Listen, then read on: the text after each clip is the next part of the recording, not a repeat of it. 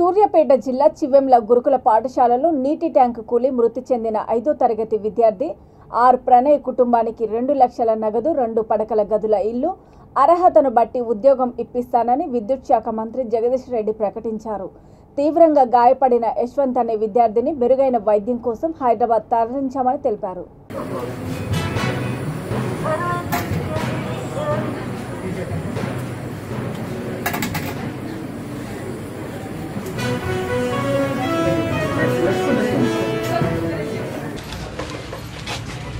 చివెంలలోని Mahatma Jyotiba Phule BC గురుకుల పాఠశాల ఆవరణలో దుర్ఘటన జరిగింది.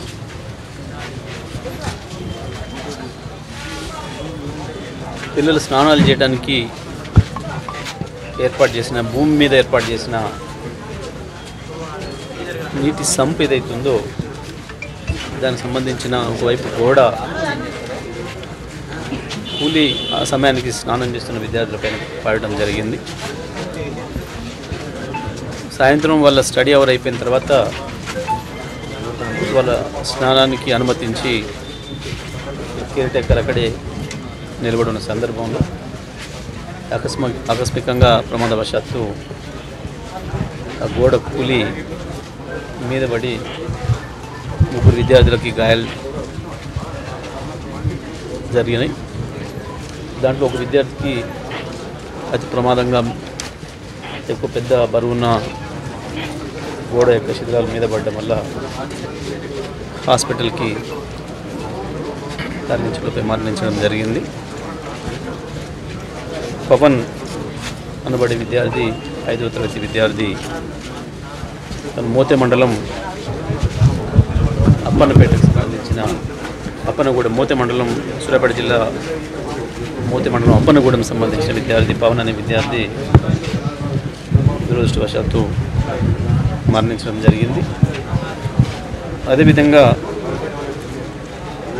యశ్వంత్ అనే విద్యార్థి